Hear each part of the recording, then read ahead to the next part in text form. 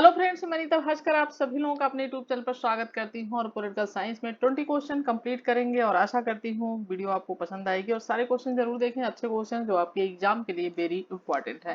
ठीक है। और बाकी एग्जाम से पहले आपको एक महीने पहले प्रैक्टिस सेट जरूर कराऊंगी मैं, तो जिससे कि ज्यादा से ज्यादा क्वेश्चन कवर हो जाए। और अभी मैं थोड़ा सा वीडियो कम अपलोड कर पा रही थी, लेकिन मैं अब डेली अपलोड एक वीडियो जरूर करूंगी। ठीक है। चलिए, तो फर्स्ट क्वेश्चन पे चलते हैं और फर्स्ट क्वेश्चन है, राजनीतिक प्रक्रिया और राजनीतिक संस्थाओं के विकास में किसने सबसे ज्यादा योगदान दिया है। और वीडियो पसंद आए तो प्लीज लाइक शेयर कमेंट करिएगा। रोमन, ग्रीक, इजिप्ट या चाइनीज। और राइट ऑप्शन हो जाएगा ऑप्शन बी। ठीक है, ऑप्शन बी हो जाएगा ग्रीक। ठीक है, देखिए राजनीतिक प्रक्रिया और राजनीतिक संस्थाओं के विकास में ग्रीक जो दार्शनिक थे, फिलासफर थे, उन्होंने सबसे ज्यादा अपना योगदान दिया है। इसमें सुकरात हैं, ठीक है, इसमें प्लेटो हैं, महान विभूतियां हैं ये जो लोग, प्लेटो हैं, इसमें अरस्तु हैं, ठीक है, और इसमें आर्किमिडीज हैं, यूक्लिड है, आदि ये सभी लोग हैं जिन्होंने इसमें योगदान दिया है। तो राइट ऑप्शन हो जाएगा, ये सब ग्रीक थे, ऑप्शन बी। नेक्स्ट क्वेश्चन है, राजनीतिक विकास का तात्पर्य किस विकास से है। प्रशासन, राष्ट्रीय संप्रभुता, संस्थानों, नजरियों और मूल्यों, राजनीतिक नेतृत्व। राइट ऑप्शन डी हो जाएगा, राजनीतिक नेतृत्व। ठीक है, देखिए राजनीतिक विकास के अंतर्गत एक राजनीतिक व्यवस्था की विभिन्न जो है परिवर्तनशील राजनीतिक मांगे, संगठन, ठीक है, को आत्मसात करने, क्या आत्मसात, ठीक है, करने की क्या है योग्यता है, यानी सबको अपने अंदर समेटना, आत्मसात करना। इसके अंतर्गत उन नवीन और जो परिवर्तनशील है, जो नए हैं, परिवर्तनशील हैं, ठीक है, समस्याएं जो हैं उनको सुलझाने का वह कौशल यानी स्किल, वो भी क्या है इसमें शामिल है, जिन्हें राजनीतिक व्यवस्था जन्म देती है। ठीक है, पॉलिटिकल जो सिस्टम है वो उसे क्या करता है, उसे जन्म देता है। राइट ऑप्शन डी हो जाएगा। थर्ड क्वेश्चन है, निम्न में से कौन सा राजनीतिक समाजीकरण का एक कारक एजेंट नहीं है। परिवार है, स्कूल है, मास मीडिया, प्राकृतिक विज्ञान। राइट ऑप्शन हो जाएगा प्राकृतिक विज्ञान। इसका समाजीकरण यानी, ठीक है, इससे इसका यह कारक नहीं है। देखिए समाजीकरण, राजनीतिक समाजीकरण वह प्रक्रिया होती है जिसके द्वारा व्यक्ति राजनीतिक जो संस्कृति है क्या होती है, एक पीढ़ी हुई, दूसरी पीढ़ी हुई, ठीक है, तो दूसरी पीढ़ी तक क्या है वो पहुंचती है। ठीक है, एक पीढ़ी से पीढ़ी दर पीढ़ी क्या चीजें होती हैं वो पहुंचती हैं। इसमें परिवार है, परिवार के जो संस्कार हैं, परंपराएं हैं, वो क्या होती है एक पीढ़ी से दूसरी पीढ़ी में जो है पहुंचती रहती हैं चीजें।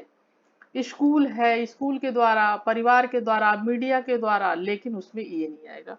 ठीक है, और इसके अलावा धर्म भी आता है इसमें, जिसके द्वारा भी चीजें एक दूसरे से दूसरी पीढ़ी में परिवर्तित होती रहती हैं। ठीक है, तो राइट ऑप्शन हो जाएगा ऑप्शन डी। ठीक है, नेक्स्ट है, राजनीतिक संस्कृति का प्रयोग सर्वप्रथम किसने किया था। पॉलिटिकल कल्चर, ठीक है, फाइनल, सिडनी वेब, आमंड, लास्टवेल। तो राजनीतिक संस्कृति का प्रयोग सर्वप्रथम आमंड और पावेल ने किया था, और आमंड ने राजनीतिक संस्कृति को मिश्रित एवं अमिश्रित एवं अमिश्रित, ठीक है, तो मिश्रित एवं अमिश्रित राजनीतिक संस्कृतियों में क्या किया, उसका विभाजन किया, उसको विभाजित किया। अमिश्रित राजनीतिक संस्कृति को 3 भागों में बांटा। अमिश्रित को कितने भागों में बांटा, 3 भागों में बांटा। ठीक है, उसमें क्या है, पहला संकीर्ण राजनीतिक संस्कृति, दूसरा है अधीनस्थ राजनीतिक संस्कृति, और सहभागी राजनीतिक संस्कृति। ठीक है, पहला क्या है संकीर्ण राजनीतिक संस्कृति, दूसरा है अधीनस्थ, दूसरा, तीसरा आ जाता है इसमें सहभागी। ठीक है, तो 3 भागों में किसको बांटा है, अमिश्रित राजनीतिक संस्कृति को। ठीक है, तो राइट ऑप्शन क्या हो जाएगा, option C Almond. Next question है द पावर एलीट पुस्तक के लेखक कौन है राइटर? कार्ल मेनहीम है, मैक्स वेबर है, सी राइट मिल्स है या मोस्का है? राइट जो आपका ऑप्शन हो जाएगा सी राइट मिल्स हो जाएगा। तो द पावर एलीट पुस्तक के लेखक राइटर्स जो हैं वो हैं सी राइट मिल्स। और ये द पावर एलीट किसकी रचना है? तो सी राइट मिल्स की रचना है। और आइडियोलॉजी एंड यूटोपिया, ठीक है। Karl Mannheim the ruling class, गैनेटो Mosca political parties, Robert Michels की है पॉलिटिकल एलीट्स, ठीक है। ये सारी इनकी जो है अलग अलग सबकी रचनाएं, जैसे सी राइट मिल्स की हो गई रचना है, ठीक है। पावर एलीट, आइडियोलॉजी,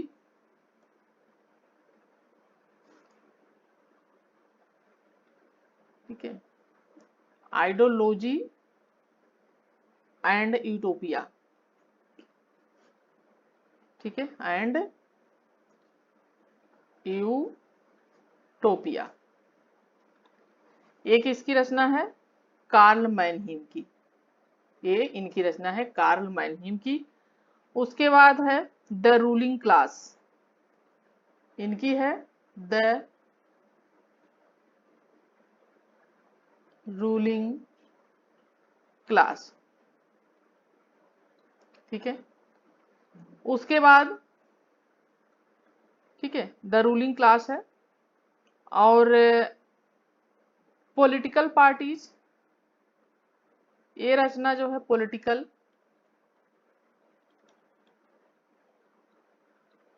पार्टीज, ठीक है,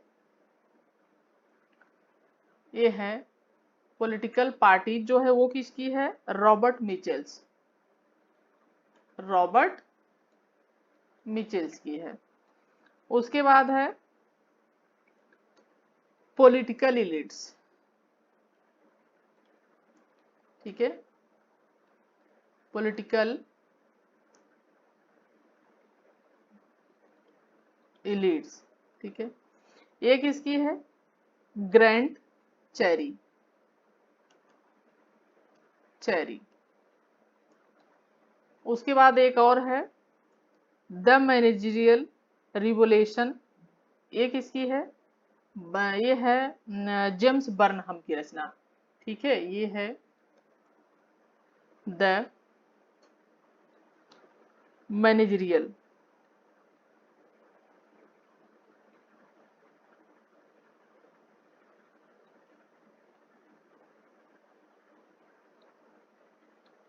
द मैनेजरियल रिवोल्यूशन,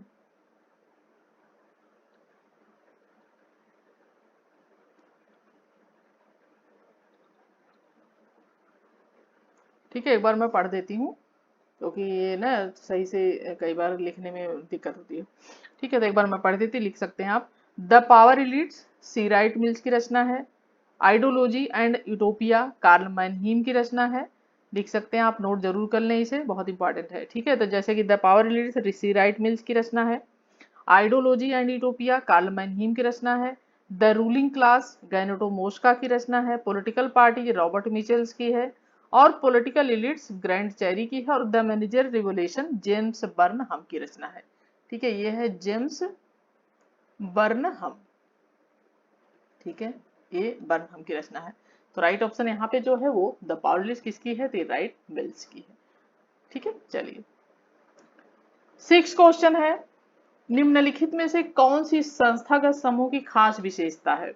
संस्थागत समूह परंपराओं निष्ठाओं पर आधारित होता है, बी है संस्थागत समूह समान हितों और आकांक्षाओं द्वारा चिन्हित होता है, सी है संस्थागत समूह साझे मूल्यों और आदर्शों की वृद्धि करता है, डी है संस्थागत समूह सरकारी तंत्र का भाग होता है। और राइट ऑप्शन आपका डी हो जाएगा।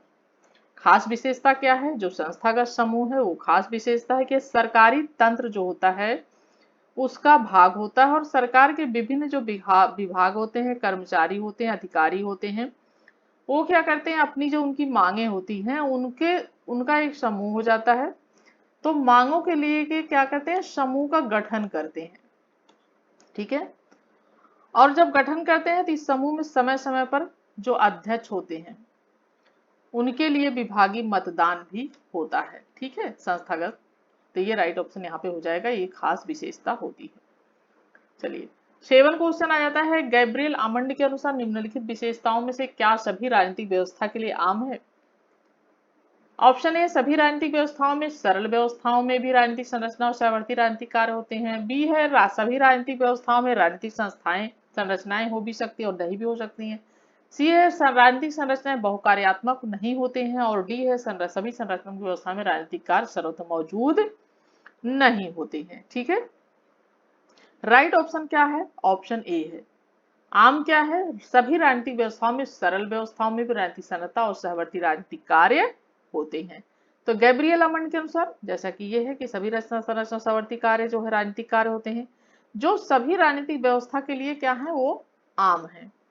ठीक है, और संरचनात्मक प्रकार्यात्मक उपागम द्वारा राजनीतिक व्यवस्थाओं के विश्लेषण का सर्वाधिक सफल प्रयास किसके द्वारा किया गया है? गैब्रियल अमंड के द्वारा किया गया है। ठीक है, 8 क्वेश्चन है, लुसियन पाई द्वारा राजनीतिक विकास के पहलू एस्पेक्ट्स ऑफ पॉलिटिकल डेवलपमेंट, ठीक है, किताब में राजनीतिक विकास की सही परिभाषा बताई गई है। ऑप्शन ए है, राजनीतिक विकास सामाजिक विकास के राजनीतिक आधार को संदर्भित करता है। बी है, राजनीतिक विकास आर्थिक विकास के राजनीतिक विकास को संदर्भित करता है।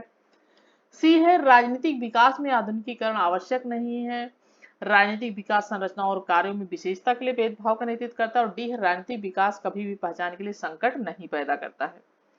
राइट ऑप्शन क्या हो जाएगा? ऑप्शन बी हो जाएगा, राजनीतिक विकास आर्थिक विकास के राजनीतिक आधार को संदर्भित करता है। ठीक है, तो लुसियन पाई के अनुसार राजनीतिक विकास आर्थिक विकास के राजनीतिक आधार को संदर्भित करता है। और जैसा कि राजनीतिक विकास का गहन विश्लेषण लुसियन पाई द्वारा अपनी पुस्तक एस्पेक्ट्स ऑफ पॉलिटिकल डेवलपमेंट में किया गया है। और पाई ने राजनीतिक विकास की जैसा कि 3 विशेषताएं बताई हैं, पहले भी मैं बता चुकी हैं। पहली विशेषता है समता यानी समानता, इक्वलिटी। ठीक है, दूसरी है क्षमता, कैपेसिटी। और तीसरी है विभेदीकरण। ठीक है, कई क्वेश्चनों में बता चुकी हैं, तो आपको अब तक तो रट गया होगा।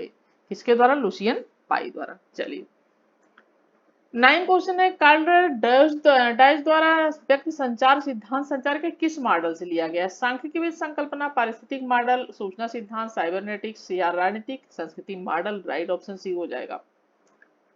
ठीक है, सूचना सिद्धांत और साइबरनेटिक्स। तो कार्ल डैश द्वारा अपने संचार सिद्धांत को सूचना सिद्धांत एवं साइबरनेटिक्स मॉडल से लिया गया है।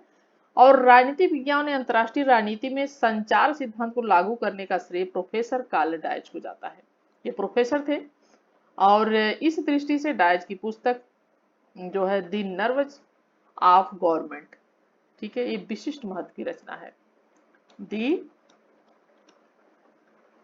Nerves of government.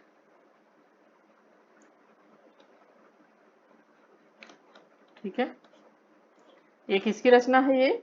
ये है कार्ल डाइस की रचना।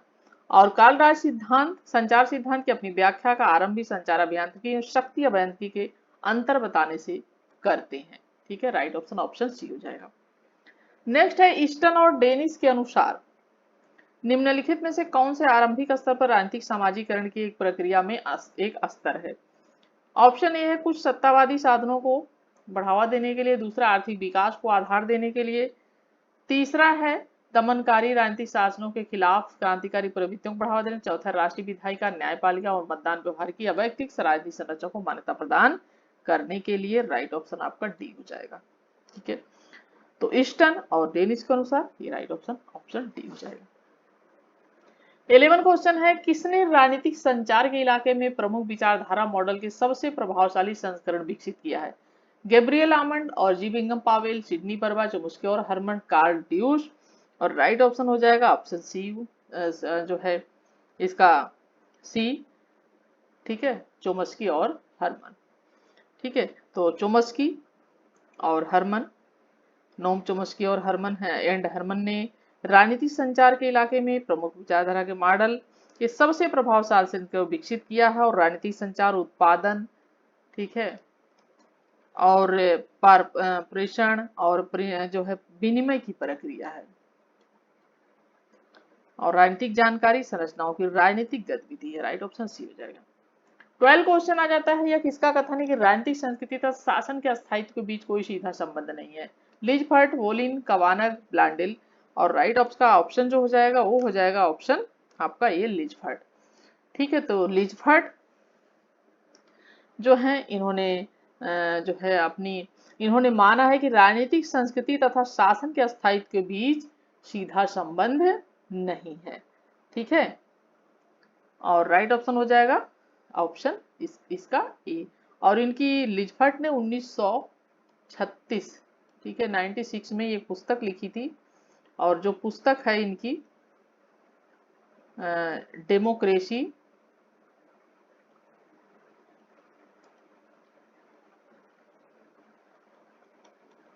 ठीक है डेमोक्रेसी इन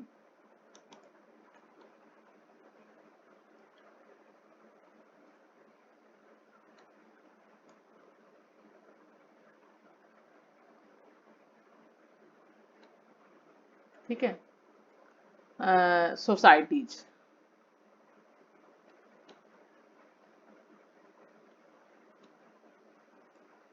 ठीक है डेमोक्रेसी इन पर्ल सोसाइटीज। ठीक है, और ये है इन्होंने माना है कि राजनीतिक संस्कृति तथा शासन के स्थायित्व के बीच कोई सीधा संबंध नहीं है।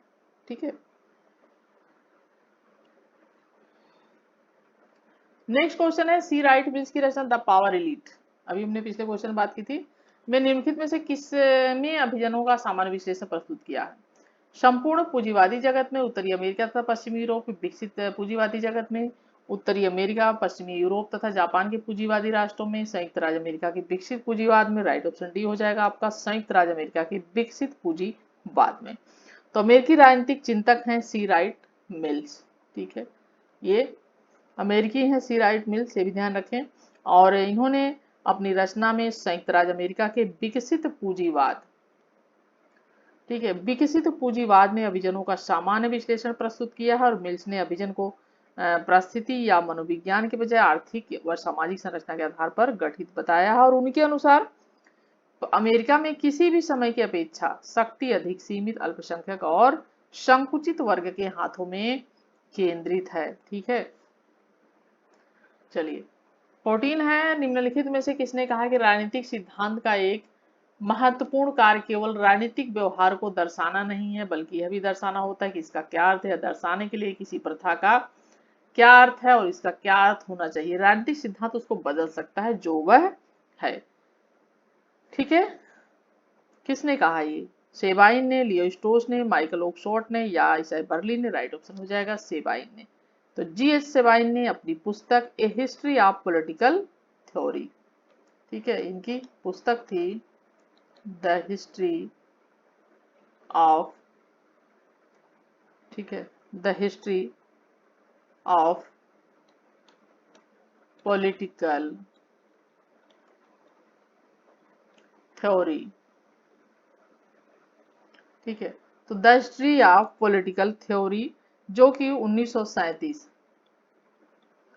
1937 में इन्होंने कहा है कि राजनीतिक सिद्धांत का एक महत्वपूर्ण कार्य केवल राजनीतिक व्यवहार को दर्शाना नहीं बल्कि यह दर्शाना होता है कि उसका क्या अर्थ है। यानी ये पूरी एक तरीके से पूरी ये जो इनकी परिभाषा है।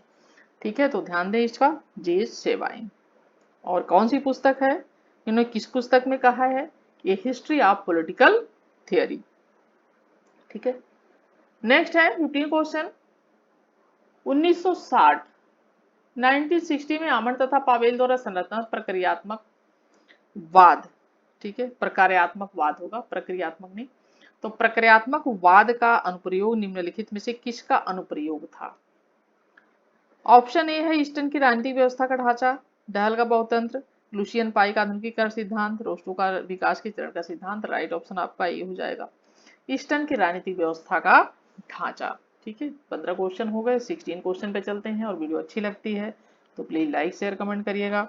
और मैं थोड़ा सा डेली वीडियो अपलोड करती हूँ और प्रैक्टिस सेट आपके लिए लेकर आती हूँ। ठीक है, अगले महीने नवंबर में प्रैक्टिस सेट कराऊंगी मैं आपको। चलिए 16 क्वेश्चन है अर्थशास्त्र मूल्य मुक्त है परंतु राजनीतिक अर्थव्यवस्था 18वीं शताब्दी के वैचारिक पराजय के संदर्भ में शुरू होती है। निम्नलिखित में से किसकी टिप्पणी है? मार्क्स, केन्स, शुम्पीटर या अमर्त्य सेन। ठीक है, और राइट ऑप्शन जो हो जाएगा आपका सी हो जाएगा, शुम्पीटर। ठीक है, तो शुम्पीटर ने अपनी पुस्तक the theory of economic development, ठीक है, इनकी पुस्तक थी द थियरी ऑफ इकोनॉमिक, ठीक है, डेवलपमेंट।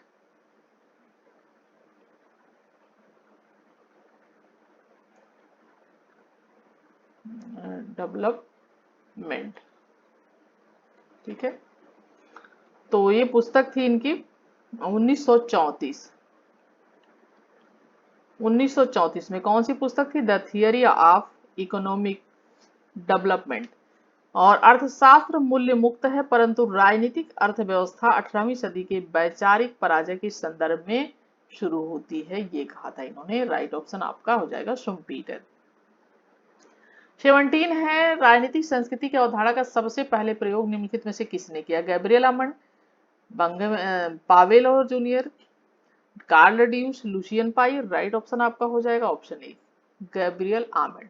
ठीक है, तो राजनीतिक संस्कृति का अवधारणा का सबसे पहले प्रयोग गैब्रियल आमंड द्वारा, सिडनी और आमंड सिडनी बर्बा ने, गैब्रियल आमंड और सिडनी जो है बर्बा, ठीक है, सिडनी बर्बा, सॉरी बर्बा, सिडनी बर्बा। ठीक है, तो इन्होंने किया था और इनकी पुस्तक है द सिविक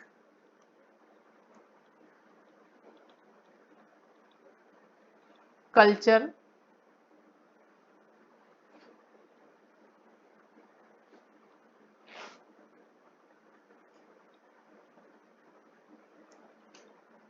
ठीक है, द सिविक कल्चर पॉलिटिकल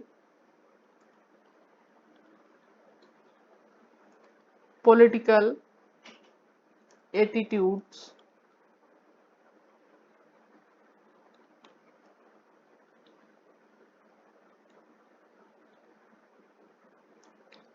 ठीक है, एंड डेमोक्रेसी,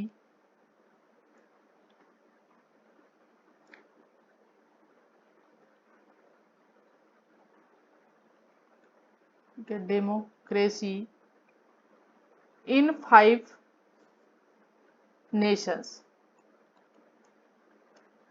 इन 5 नेशंस।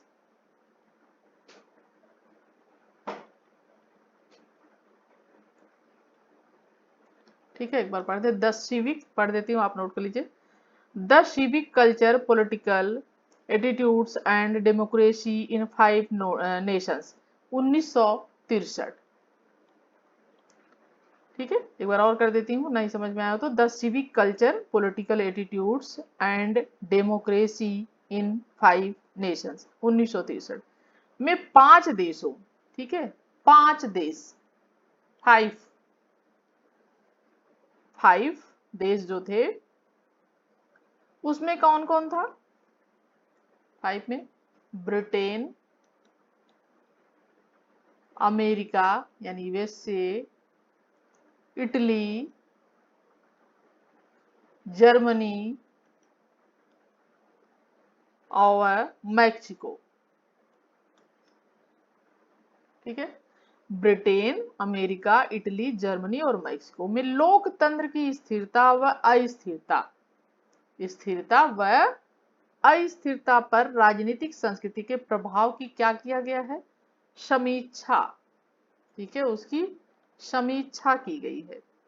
तो राइट ऑप्शन आपका क्या है? ऑप्शन आपका ए है, गैब्रियल आमंड। तो गैब्रियल आमंड और सिडनी बर्बा ने किया था सबसे पहले। किसका प्रयोग? राजनीतिक संस्कृति का प्रयोग, ये पॉइंट नोट करना है। फिर उसके बाद इनकी बुक है, जो पुस्तक है the civic culture political attitude and democracy in 5 Nations, 1963 की।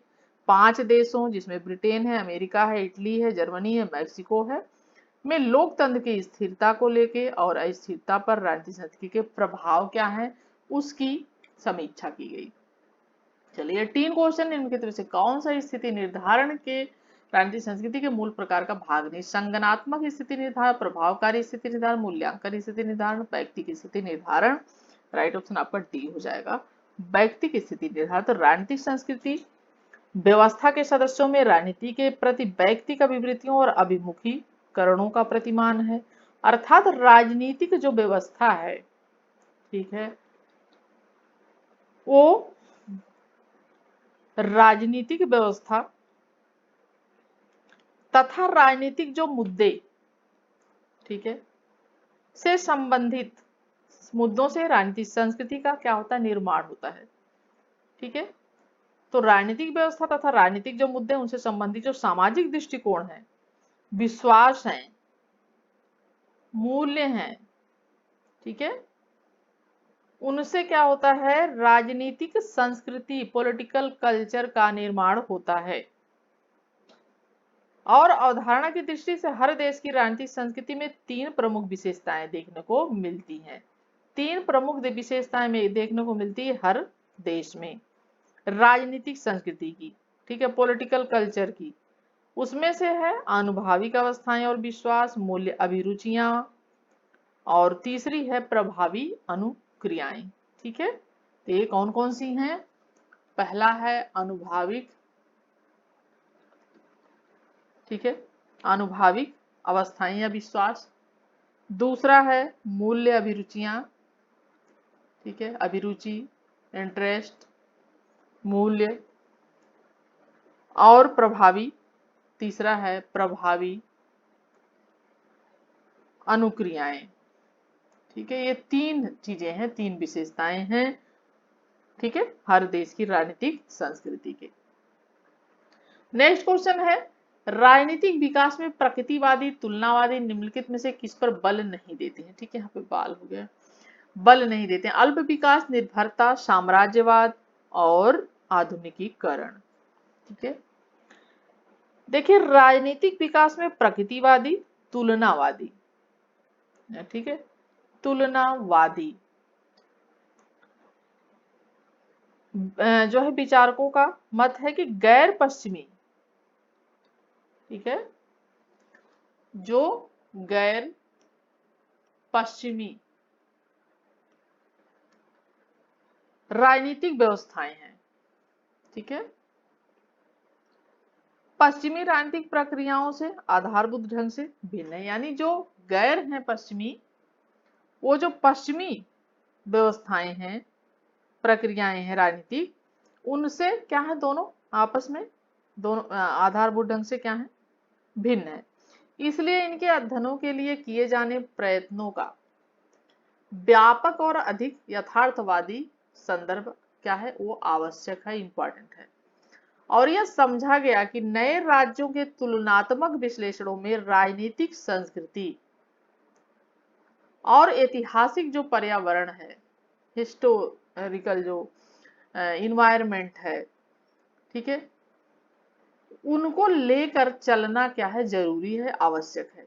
ठीक है, यानी तुलनात्मक जो विश्लेषण है, एनालिसिस है, सांस्कृतिक और ऐतिहासिक पर्यावरण के संदर्भ में लेकर उनको चलना आवश्यक है। और ये विचारक अल्प विकास, निर्भरता, साम्राज्यवाद आदि प्रत्ययों पर विशेष ध्यान देते हैं। इसको आधुनिकीकरण को क्या किया गया है, इसको अलग रखा गया है। तो राइट ऑप्शन क्या हो जाएगा, जो बॉर्डराइजेशन है उसको अलग रखा गया है, तो राइट ऑप्शन हो जाएगा ऑप्शन डी। ठीक है, 20 और लास्ट क्वेश्चन है, आधुनिकीकरण और अपक्षय के सिद्धांत का निर्माता निम्नलिखित से कौन है? Rostow, Lucian Pye, Huntington, Lipset.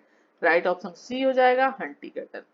तो सैमुअल पी हंटिंगटन ने अपनी पुस्तक, इनकी थी 1965 में लिखी थी, और इनकी पुस्तक थी पॉलिटिकल, ठीक है, पॉलिटिकल डेवलपमेंट, ठीक है, पॉलिटिकल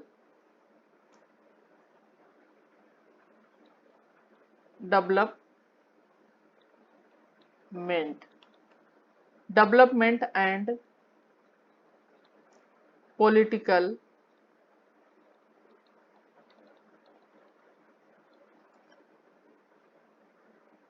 ठीक है, ड्रेसी।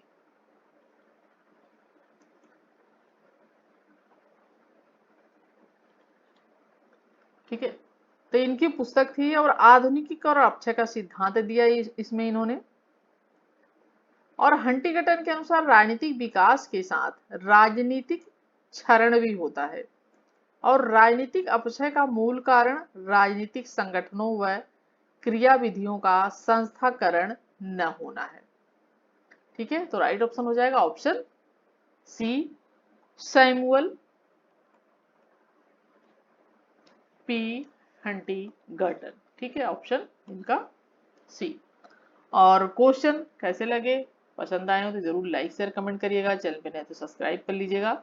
नेक्स्ट वीडियो में मिलती हूँ मॉर्निंग में आप सभी से, तब तक के लिए thank you for watching video.